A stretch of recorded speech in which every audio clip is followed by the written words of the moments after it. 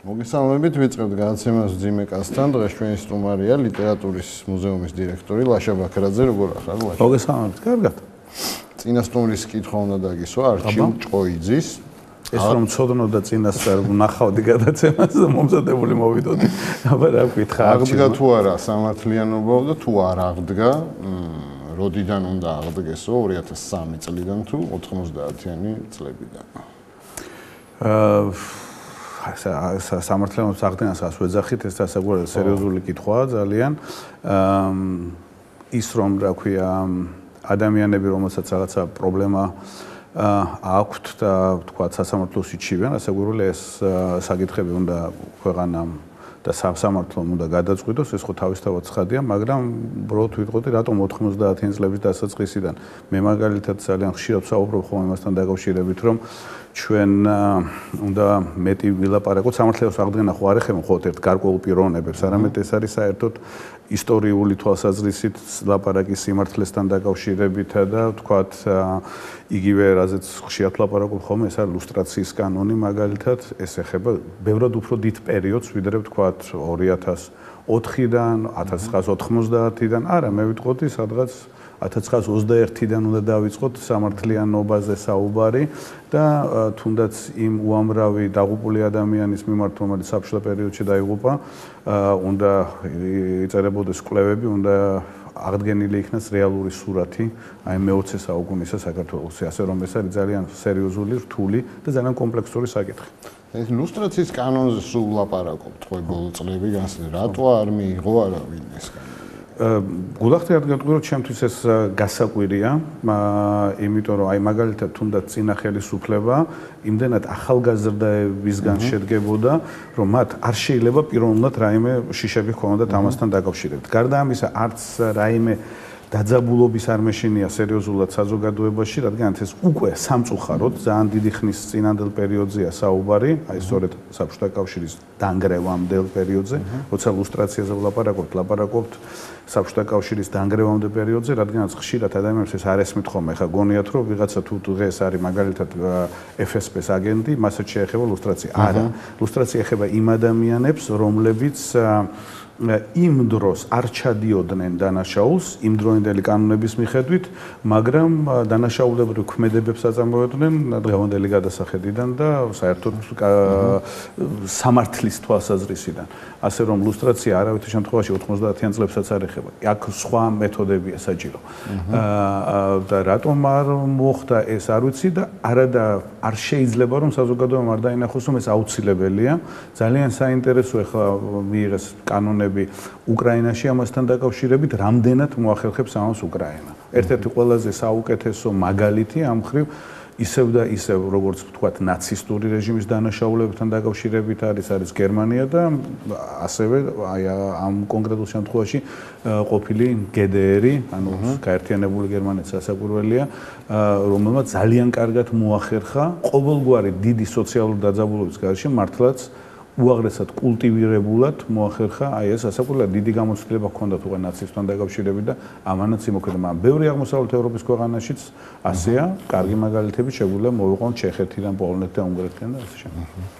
აი იმ ადამიანებს რა მოძრავებთ დღეს ქართველებს, ვინც პრორუსულ პოზიციას იკავებენ, ანუ არ ახსოვთ არაფერი თუ უბრალოდ მათთვის ეს საბჭოთა სისტემა იყო იდეალური. იდეალური შეიძლება არ იყო, მაგრამ დაახლოებით შეგვიძლია შევადაროთ რაღაცა გაუპატიურებული სინდრომს, რომელსაც სიმპათია აქვს აი ამ მოძალადის მიმართ. ალბათ, სხვანაირად ძალიან გაგუჭირდება ამის ახსნა, რადგან სრულად პრაგმატული თვალსაზრისით რუსეთი არის უბრალოდ ჩამორჩენილი ეკონომიურად, პოლიტიკურად, იდეოლოგიურად ქვეყანა და რანაირად შეიძლება დღეს ადამიანს ჰქონდეს სიმპათია რუსეთის მიმართ, გულახდილად გეტყვით რომ არ მესმის. და ეხლა ვიღაცას შეიძლება რა ქვია თქვა რომ ნოსტალგია აქვს წარსულის. ეხლა ჩემი ბავშვობა საბჭოთა კავშირში იყო და ძალიან კარგი ბავშვობა მქონდა და არაფერი არ მეთქმის ამის, მაგრამ ეს ანიშნავს რომ მე მქონდა სიმპათია საბჭოთა რეალობის მიმართ, რომელიც კარგად მახსოვს და კარგად მახსოვს აი ეს რასაც დღესაც ვებრძვი და ვთქვათ ვფიქრობ რომ გადმონაშთებია იმ წარსულისა მაგრამ ჩემთვის განსაკუთრებულად გასაკვირია, როდესაც ახალგაზრდა ადამიანები საერთოდ არ მოესწრენ ამ პერიოდს და უცბად მათ აქვთ სიმპათია არა მხოლოდ საბჭოთა კავშირის მიმართ, რომელზეც შეიძლება თქვა, რომ ბაბუამ და ბებიამ რაღაცა კარგი მოუღრან, არამედ რუსეთის მიმართ, იმიტომ რომ აი მართლაც რას უნდა მოველოდეთ დღეს რუსეთისაგან. აი რა შეიძლება იყოს დადებით. მე ვეჭვობ რომ რამე მართლაც რეალური ადამიანმა თქვას. ეხლა რასაკვირველია შესაძლოა პროპაგანდა აყვე და იზახო რომ რა ქვია ჰომოსექსუალებით არის სავსე ეს დასავლეთი ვთქვათ და რა ვიცი მე აღარაფერი მორალური კატეგორიები აღარ არსებობს ვისაც უცხოვრია შესანიშნავად იცის რომ ეს ასე არ არის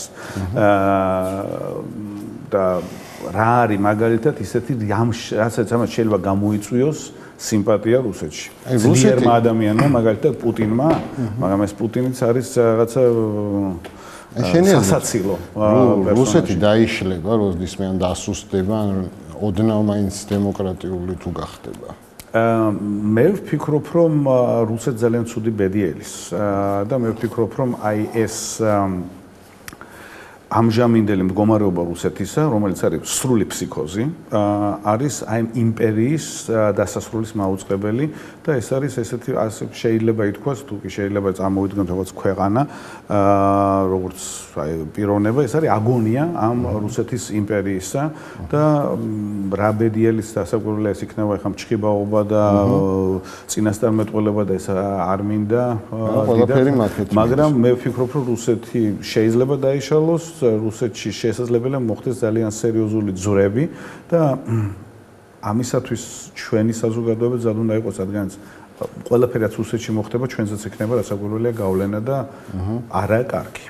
აი დღეს შექმნილ მდგომარეობაზე რას ფიქრობ საქართველოში? ამორჩეველი იძახის რომ ნაციონალები ძალიან არ უყვარს, ესენი არაფრის მაქნისები არ არიან და სხვა ძალა არ არსებობს, ანუ ჩიხში შევედით ასე ვთქვათ.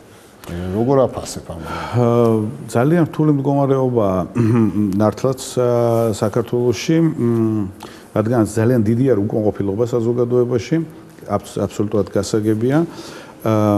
ნაციონალებს ყავთ რაღაცა გარკვეული ჯგუფი, პროცენტი ადამიანებს, რომელსაც მათ მისცემს ხმას, მაგრამ ისინი შემდეგ არჩევნებზე მე დარწმუნებული ვარ, უმრავლესობას ხმებისას ვერ მიიღებენ და აი რა მოხდება შემდეგ არჩევნებზე ძალიან რთული განსაჭვრეტია. მე ვისურვებდი, თუ კი შეიძლება რომ სრული გამოთქვას, რომ ეს შემდეგი ქართული მთავრობა იყოს მართლაც კოალიციური მთავრობა, არა ისე როგორც მაგალითად დღეს ამბობენ, რომ ეს მაინც კოალიცია არის, არა, ეს იყოს ნამდვილად კოალიციური მთავრობა, სადაც რამოდენიმე ასე ვთქვათ, გამოკვეთილი ლიდერი შეიძლება იყოს, ან მართლაც ჯგუფი, რომელსაც საქართველოს სამწუხაროდ პარტიები არ ჩამოყალიბდა, ეს არის ლიდერების გარშემო შეკრული ადამიანების ჯგუფები, ხო? პარტიების ჩამოყალიბება კიდე ერთი სხვა საკითხი არის. მაგრამ რომ იყოს მართლაც კოალიციური მთავრობა, რომელსაც მოუწევს შიგნით ამ კოალიციაში ერთმანეთთან საუბარი, რომელსაც მოუწევს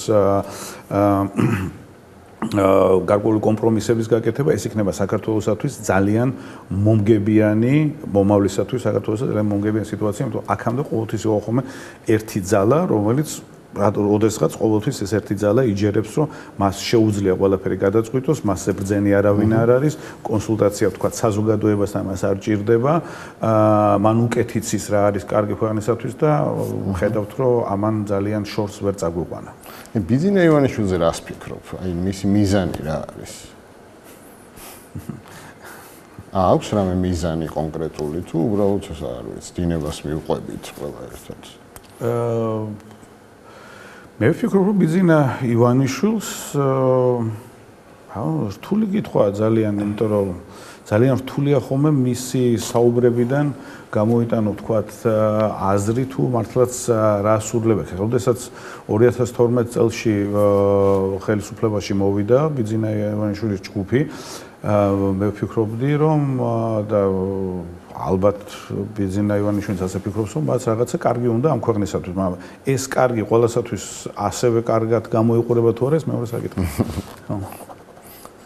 აი, არსებობს აი ქვეყნის განვითარების სხვა გზა, გარდა იმისა, რომ განათლებაში ჩაიდოს უზარმაზარი ინვესტიცია, ანუ ადამიანი, რომელსაც არ აქვს განათლება, შეუძლია თუ არა სწორად იაზრონოს და სწორი საქმე აკეთოს.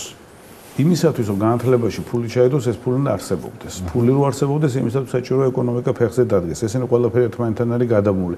გაუნათლებელი ადამიანები თავის მხრივ კიდე აი ძლიერ ეკონომიკას ვერ შექმნიან და რა უნდა მოხდეს მაშინ? რასაკვირველია, ძირეული მე ხა მაგალითად უნივერსიტეტში ვასწავლი პროფესორი უნივერსიტეტისა და ვხედავ რომ რამდენად კატასტროფული მდგომარეობა არის საერთოდ ჩვენს სასწავლო სისტემაში და ძირითადი პრობლემა რასაკვირველია სკოლა პირველ რიგში, იმიტომ რომ სკოლიდან მოდიან ახალგაზრდები, სტუდენტები, რომლებსაც არა მხოლოდ ცოდნა არა აქვთ, არამედ უნარჩვევებიც არ აქვთ, როგორ შეიძინონ ცოდნა. მე ვიტყოდი, ეს არის სრულად კატასტროფული მდგომარეობა ამ ქვეყანაში, ნამდვილად, რაც განათლებას შეეხება.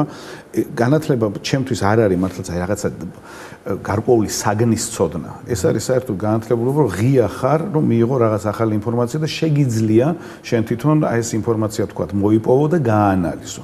აი ეს ელემენტარული ერთი შეხედვით თითქოს და უნარჩვევაც დიდ ნაწილს სტუდენტებისა არ აქვს. რაც ძალიან შემაშფოთებელია და რასაკვირველია ამ მხრივ ძირეულად რამე თუ არ შეიცვალა ჩვენს ქვეყანას ძალიან კარგი მომავალი არ ელის.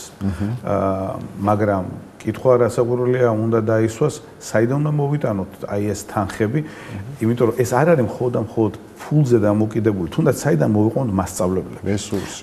ეს არის ძალიან სერიოზული საკითხი.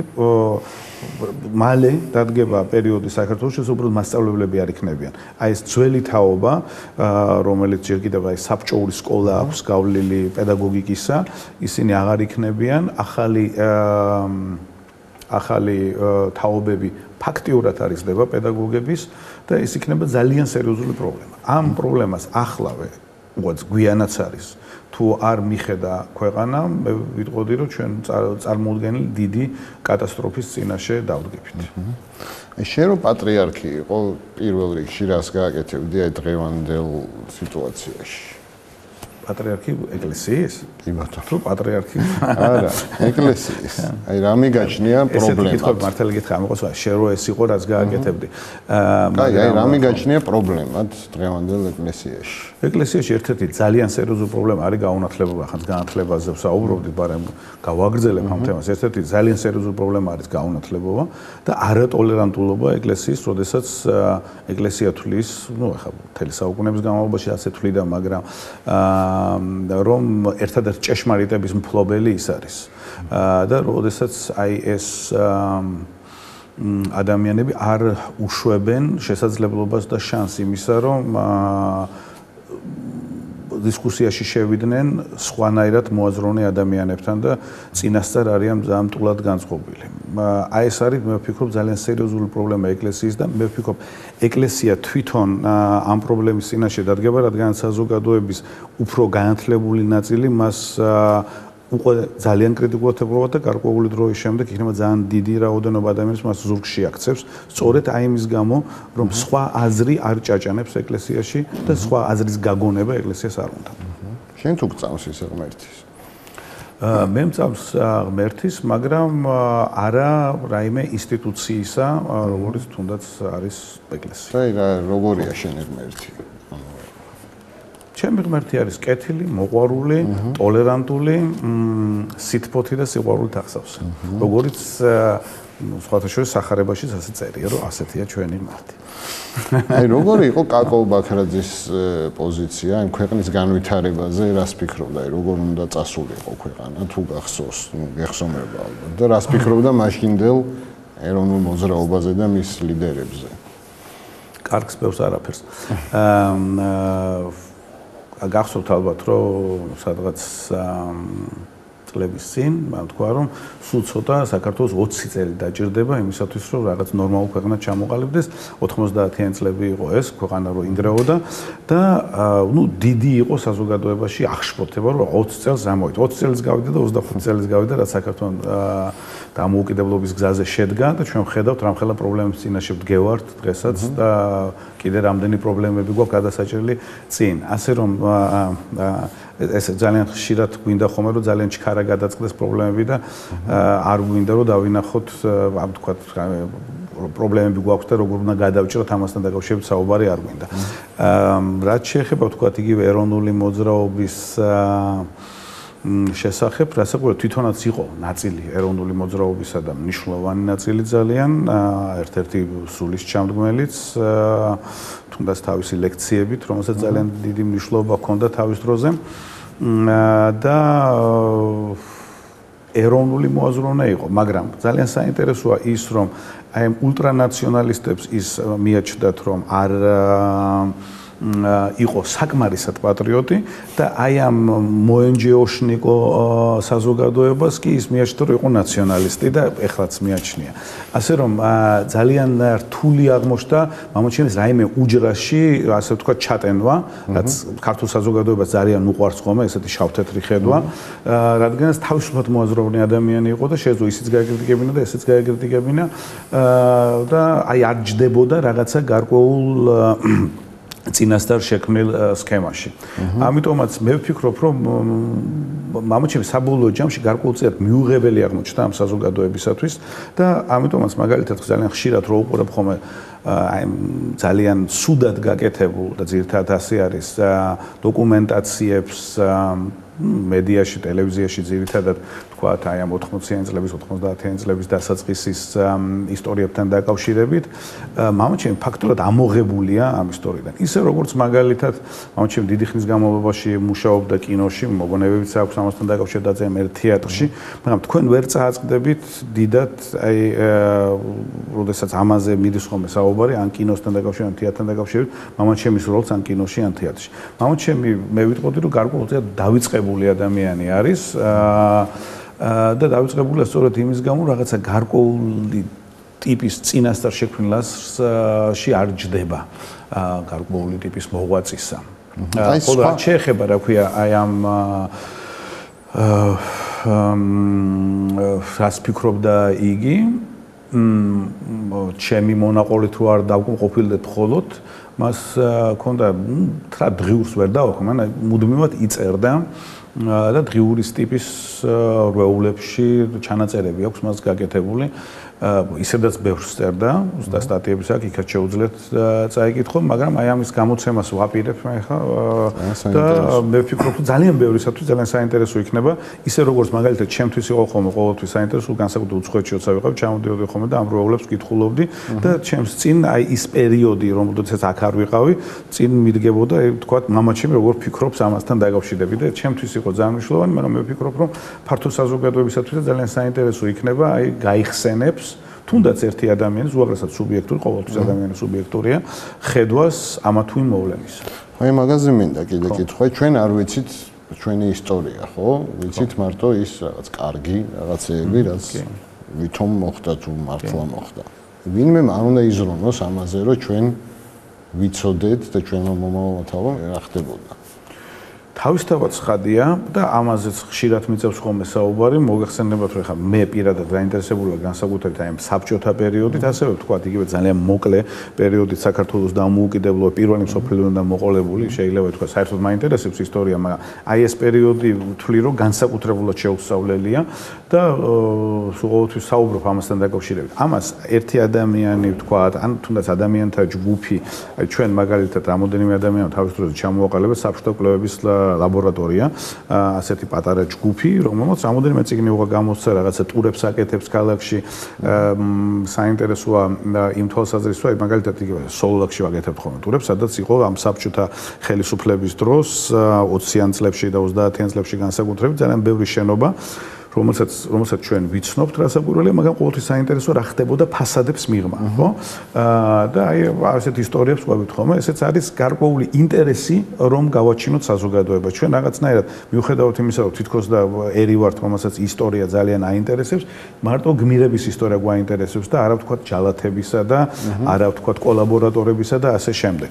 ანუ მტკივნეული და არასასიამოვნოს გახსენების მოყვარული ერი ნამდვილად არა ვართ, ხო და არა ეს ძალიან მნიშვნელოვანია, სწორედ მე მე-20 საუკუნე რო გავიგოთ სწორად. თუ მე-20 საუკუნე ვერ გავიგეთ, ჩვენი უახლესი წარსული, ჩვენ ვერც 90-იანი წლების პრობლემებს ვერ ავხსნით და თუნდაც დღევანდელ პრობლემებს, რომელიც ძალიან დიდ ნაწილში გამომდინარეობს სწორედ აი ამ პერიოდით. რასაკვირველია ვერ უნდა გაკეთდეს და ამისათვის ისევ უბრუნდებით განათლების საკითხი, თქვენ რომ ნახოთ ახლა სკოლაში ეს როგორ ისწავლება, ჯერ ესეთი აქვს ფაქტობრივად არაფერი ისწავლება, ისტორიას აღარავინ არ ასწავლის, იმიტომ გამოცდა არ არის ისტორიაში, ამიტომაც არაფერს არ აინტერესებს. და მე ისწავლება, ძველი პერიოდი ისევე როგორც საბჭოთა პერიოდში ისწავლებოდა მეტნაკლებად და ახალზე თითქმის ვერაფერს ვერ გაიგებს. აი მაგალითად აი ახლა, როდესაც მეორე მსოფლიო ომთან არის ძალიან ხშირი საუბრები 9 მაისის გამო, უნდა ითქვას, რომ გადავავლე თვალი რამოდენიმე წიგნს და სასკოლო წიგნს და ვნახე, რომ ძალიან მცირე ინფორმაცია საერთოდ მეორე მსოფლიო ომთან დაკავშირებით არის წიგნი, რომელშიც საერთოდ 9 მაისი ნახსენები არ არის, არც 8, არც 9 მაისი, ანუ აი დასასრულად ის იყო ბავშვი სკოლის თუ რა ქვია, მოსწავლე ვერ გაიგებს ამას საერთოდ და რასაკვირველია ასეთ მდგომარეობაში, როდესაც ვიმყოფებით, ეხლა რა ცოდნა უნდა მოთხოვო ვინმეს, ხო? კატასტროფული მდგომარეობა ამ ხრივათაც და ძალიან ბევრი ამე უნდა გაკეთდეს. ამისათვის არსებობენ უნივერსიტეტები, ამისათვის არსებობენ სხვადასხვა ინსტიტუტები და სახელმწიფო ამას დიდი ყურადღება უნდა მიაქციოს ჩემი აზრით. აი მაგალითისათვის ეხლა რაზეც მე ხშირად ფიქრობ ხოლმე 2018 წელს იქნება 100 წელი საქართველოს დამოუკიდებლობის გამოცხადებიდან. მე ვფიქრობ, რომ 2018 წელმა ისე არ უნდა ჩაიეროს, როგორც აი ბოლო 25 წლის განმავლობაში, ეს 26 მაისები ჩაივლის ხოლმე, ეს რაღაცა ვთქვათ თარიღები, რაღაცა ძალიან ბევრი უნდა გაკეთდეს. არა სადღესასწაულო, არამედ საქმიანი. დღესასწაულიც არის ძალიან მნიშვნელოვანი საქმე სხვათა შორის, როგორ დღესასწაულობ, ეს შენი კულტურის მაჩვენებელია. ჩვენ ფაქტობრივად სამოქალაქო დღესასწაულების აღნიშვნა საერთოდ არ ვიცით. მაგრამ კარგი. ეს კიდე სხვა საკითხია, ამაზე სხვადასხვა შეგვიძლია ვისაუბროთ, მაგრამ მე ვფიქრობ, რომ და მაგალითად წიგნები გამოიცეს, ინტერნეტში უფრო მეტი ინფორმაცია უნდა განთავსდეს ამაზე, იმიტომ რომ ეს თუნდაც ეს ძალიან მოკლე დრო 1917-18 წლიდან 21 წლამდე, მე ვფიქრობ, უაღრესად მნიშვნელოვანია დღევანდელი საქართველოსათვისაც და ბოლოს ქვეყანამ უნდა იცოდეს თავისი წარსული. და ამაზე უნდა იყოს საუბრები და არა მხოლოდ 2018 წელს, არამედ მოსამზადებელი სამუშაოები დღესვე უნდა დავიწყოთ ამასთან დაკავშირებით. ვინმე ისეთი ისტორიული ფიგურა, აი ჩვენს ვლაპარაკობთ, რომ ილია ვაჟა აკაკი, ეს ერთი წრის გარშემო მოტრიალებთ. თუ შეგიძლია ისეთ ადამიანზე დავილაპარაკოთ, თქვათ, ვინც არ იცის საზოგადოებამ, შენი აზრით ძალიან ბევრი გააკეთა ქვეყნისთვის. აი იგივე ნიკო ნიკოლაძე, ასე შემდეგ. შეგიძლია ვინმე ისეთი ნიკო ნიკოლაძე ძალიან კარგი მაგალითია. იგივე რახანს მამაცემთან დაკავშირებით, მამაცემს აქვს დაწერილი ნიკო ნიკოლაძეზე მონოგრაფია.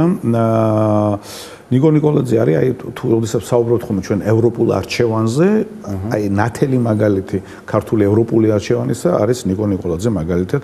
ასევე მთელი ნიკოლაძეების ოჯახია ძალიან საინტერესო, მაგრამ და ნუ ნიკო ნიკოლაძე მეტნაკლებად ცნობილია, მაგრამ აი თქვათ იგივე პირველ რესპუბლიკიდან რომ ასევე შორსაც წავიდა, პირველ რესპუბლიკის ლიდერების შესახებ მაგალითად რა ვიცით. მაგალითად თავის დროზე, როდესაც ეროვნული მოძრაობა თემები ყველაფერი ერთმანეთს გადავაბად, როდესაც ეროვნული მოძრაობა იწყებოდა, იყო ესეთი ის რომ ესენი ყველანი სოციალ-დემოკრატები იყვნენ და ეს ნუ თითქმის დღემდე არსებობს, მათ საქართველოს დამოუკიდებლობა არ უნდათ და ასე შემდეგ, აი ესეთი საუბრები და ამის გამო ეს დაუნტერესებლობა იყო პირველი რესპუბლიკის ყოველთვის. და მე ვიტყოდი, რომ აქ იყვნენ ადამიანები, რომლებმაც მოახერხეს ომის პერიოდში ომი მიდიოდა, არ დაგაბრძა 18 წელს საქართველოს დამოუკიდებლობა გამოაცხადა, ომი მიდიოდა, აი ომის პერიოდში მოახერხეს, რომ ეს ქვეყანა მეტნაკლებად რამდენადაც შესაძლებელი იყო ფეხზე დაეყენებიათ ამ ქვეყანაში მომხდარიყო არჩევნები, ამ ქვეყანაში ამ არჩეულ დამფუძნებელ კრებას მიიღო კონსტიტუციაც იყო დავალება და ეს იყო მე ვიტყოდი ძალიან დიდი წარმატება და ძალიან ბევრი რამ შეგვიძლია ჩვენ მათგან ვისწავლოთ. რასაკვირველია, ყოველი პიროვნების მიმართ ჩვენ შეგვიძლია კრიტიკული დამოკიდებულებაც ჰქონდეს და აუცილებელია კრიტიკული დამოკიდებულება ჰქონდეს, მაგრამ არა ესე აგდებით ვისაუბროთ, რომ რაღაცა ვთქვათ, სოციალისტები იყვნენ, ეგენი მარქსის მოყვარულები იყვნენ და მათ სამშობლო არ უყვარდა და ასე შემდეგ. აი მაგალითისათვის ძალიან საინტერესო არიან ეს ადამიანები, რომლებიც ძალიან ბევრი მათგანი კარლო ჩხეიძე, მაგალითად ირაკლი წერეთელი, დიდი მოაზროვნეებიც იყვნენ. შენი აზრით რა გამოიწვია მე-12 საუკუნეში? ჩემთვის კიდე ერთ დავამატე არჩილ ჯორჯაძეა ერთ-ერთი ასევე აი ევროპული ფიგურა საქართველოში, რომელიც ძალიან მნიშვნელოვანი არის ქართული აზროვნებისათვის. ძველებს თუ ავიღებთ. რა გამოიწვია შენი აზრით მე-12 საუკუნის აღორძინების პერიოდი, ასე ვთქვათ? სხვათა შორის არის ძალიან საინტერესო ის, რომ აი როდესაც საქართველოს ისტორიას კითხულობს ადამიანი, ეს საქართველოს ისტორია, ან ქართველი ერის ისტორია, როგორც ჯავახიშვილი მოუწოდა და მართლაც ერის ისტორია და არა ტერიტორიის ისტორია, ამიტომაც ძალიან ხშირად თქვა იმ უმცირესობების შესახებ, რომ საქართველოს ცხოვრობენ, ჩვენ ბევრი არაფერი არ ვიცით. არ ვიცი, აი მაგალითად, საიდან არის ის, რომ თქვა მარნეულში ან სამცხეში არაქართული ელემენტი სჭარბობს და ასე შემდეგ, იმიტომ რომ პრინციპში ჩვენ ვსწავლობთ ქართველი ერის ისტორიას და არა საქართველოს ისტორიას. ეს ერთი საკითხია, მაგრამ მეორე არის ის, რომ ჩვენ არ ვსწავლობთ ისტორიას რაღაცა გარკვეულ ჩარჩოებში. აი რა ხდება საქართველოს გარეთ? ну ძირითადად რა ქვია ჩვენ აღვიქვამთ ყველას ვინც გარშემო გვეკრა ესეც გარკვეულწილად რუსული აზროვნებიდან მომავალი კლიშე არის ну ყველა მეტნაგრად მტრები იყვნენ ხო აგერ არა მხოლოდ ისლამურ თუ თურქულ და ირანულ სახელმწიფოებზე და არაბეთზე საუბრობთ არამედ მაგალითად იგივე ბიზანტიაც რომ მტრად აღიქმნა უფრო მეტად ხო ანუ აი როგორი იყო აი ეს პირობები ქვეყნის გარშემო ჩვენ არასოდეს არ ვიცით აი მაგალითად რატომ ის მაგალითად ჩინგისხანზე მხოლოდ ცუდი ვიცით ხო რომელიც საქართველოსთვის ძალიან ცუდია მონღოლების ბატონობა თავისთავად ცხადია მაგრამ ამავე დროს მოდერნიზაციის თვალსაზრისით მონღოლეთი ძალიან საინტერესო ქვეყანა არის ამის შესახებ თქვენ ვერასოდეს ვერ წაიგითხავთ არაბები საქართველოში და კერძოდ თბილისში 4 საუკუნის განმავლობაში იყვნენ და თქვენ თუ რამეს ცალკე მონოგრაფია ამას დაკავშირებით ფაქტობრივად არ არსებობს და არადა ძალიან საინტერესო პერიოდია თუნდაც თბილისის თვითმმართველობასთან დაკავშირებით ხო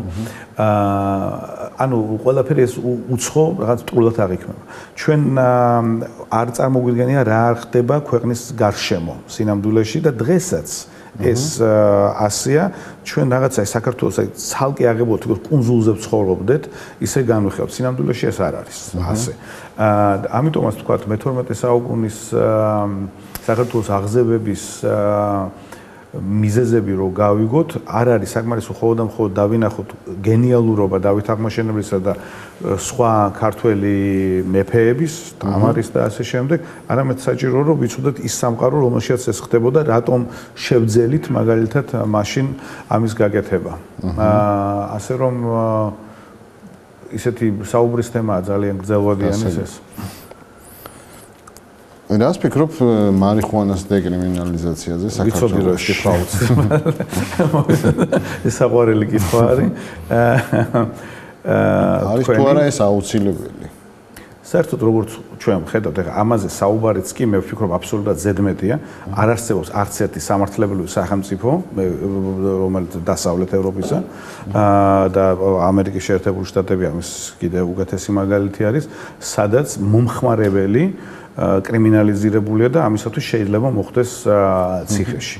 გაყიდვა თავისთავად ცხადია კრიმინალია, მაგრამ არა მოხმარება. ეს თავისთავად ცხადია, ისე როგორც მაგალითად არ შეიძლება რომ განსხვავება არ არსებობდეს მსუბუქ და მძიმე ნარკოტიკებს შორის, ეს ხო თავისთავად ცხადია, რომელიც მაგალითად ძველი ხელისუფლების ბრალია, რომ ყველაფერი ერთად იყო ნულოვანი ტოლერანტულობის შემოქცეული და ეს არსად ასე არ არის.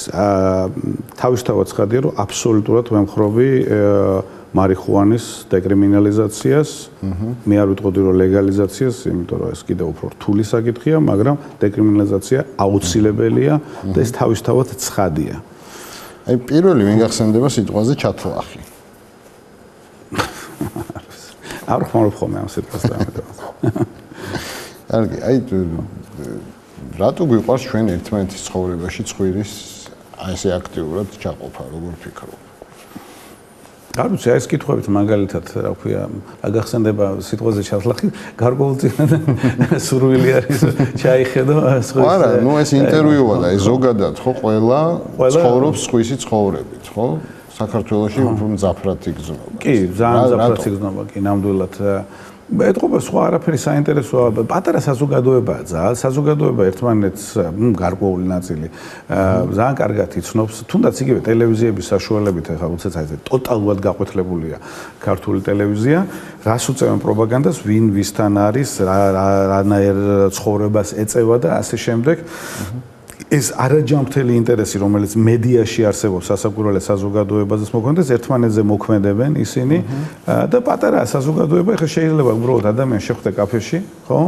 აგერ პრეზიდენტიც კი მიდის ხოლმე კაფეში, თავისთავად ძალიან კარგია და ასეც უნდა იყოს და სასაკვირველე ადამიანებს აინტერესებთ ისინი, ვისაც ხვდებიან, თქვათ, ხედავენ, ხშირად ესმით მას შესახებ თუ როგორი არის მათი პირადი ცხოვრებაც. თავისთავად ცხადი არაფერი ამაში ისეთი განსაკუთრებული არ არის, უბრალოდ მე ვფიქრობ, რომ ამას მედია ესე პათოლოგიურად ხელს არ უნდა უწყობდეს, როგორც საქართველოში ხდება. კარგი, აი ამადგენ ვინ რომელი ლიტერატურული პერსონაჟია შენთვის? ვის შეადარებდი? რთული კითხვაა ძალიან, რთული კითხვა არის ძალიან. მე ვიტყოდე მაგალითად გამიჭირდება მართლა ლიტერატურულ პერსონაჟს შევადარო, მაგრამ ამ ჩვენი ლიდერებისაგან მარგველაშვილზე ყველაზე ნაკლებად ვისაუბრებდი, იმიტომ რომ ჯერჯერობით არის თითქოს მისი ბუნება არ გამოჩენილა, მე მგონია, მაგრამ აი ეს სამივე საქართველოს პრეზიდენტიზე შეიძლებოდა რომანები დაწერილიყო, მაგალითად აი თვითონაც გამსახურდიას ბედი, მისი სიკვდილი ძალიან საინტერესო არის, მაგრამ აი შევარდნაძის ცხოვრება ძალიან საინტერესოა, მიშას კიდე ბევრი აქვს წინ და შეიძლება კიდე ბევრი საინტერესო რამ მოხდეს მის ცხოვრებაში. ლიტერატურული პერსონაჟები დაბრუნდება როდესმე. ახალი ლიტერატურული პერსონაჟები შეიძლება მათგან შეიქმნას. დაბრუნდება როდესმე მიშა ქართულ პოლიტიკაში, როგორ ფიქრობ? შეძლებს ამას? ქართულ პოლიტიკაში იგივე პოზიციებზე არ დაბრუნდა, მაგრამ ქართულ პოლიტიკიდან სიამდვილეში ხარ წასულა. ანუ საქართველოში ჩამოვა და აქ იმოღვაწევებს თქვა.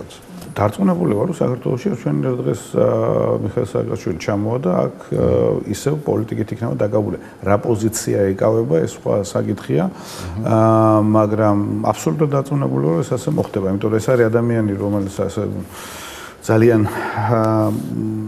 დაინტერესებული არის პოლიტიკით, მე ვერ წარმომიდგენია თუ ის აქტიური იქნება საერთოდ ცხოვრებაში, რომ არ იყოს პოლიტიკით დაკავებული და რაღაცა თქვათ, უცბად მებაღეობას მიიღოს ხელი და მისი სამშობლო საქართველოს ასეც იქნება.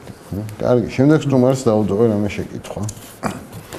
მოდი ასეთ შეკითხვას დაუცბადევად თუ შეიძლება კაცმა მოიფიქროთ, რას შეცვლიდით თქვენ ძიმე კაცში გადაცემაში?